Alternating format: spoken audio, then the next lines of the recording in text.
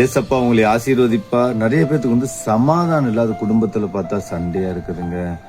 வீட்டுக்காரர் அடிக்கிறாரு, என் பையன் குடிக்கிறான், ரொம்ப சண்டையாக, சமாதானமே இல்லைங்க அப்படின்னு நீங்க நினைக்கிறீங்கல்ல.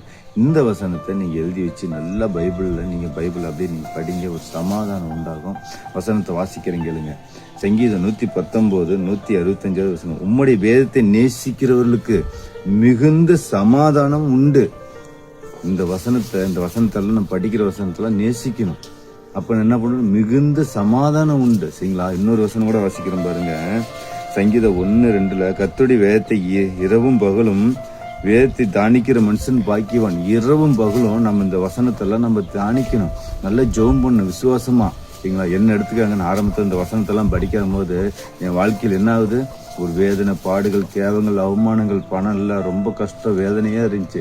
ஆனா அந்த இரவும் பகலும் ஆண்டுடைய வசனத்தை தாண்டிக்கும் போது வேதத்தை நல்லா புரட்டி படிக்க என் வாழ்க்கையில மிகப்பெரிய ஒரு மாற்றம் வந்துச்சு. நீங்க நான் சந்தோஷமா இருக்கிறேன். ஏன்னா வசனத்தை வந்து, நீங்கள் என்னிலும் என் வார்த்தை உங்களிலும் நிலைத்திருந்தால் நீங்கள் கேட்டுக்கொள்கிறது எதுவோ அது உங்களுக்கு செய்யப்படும்.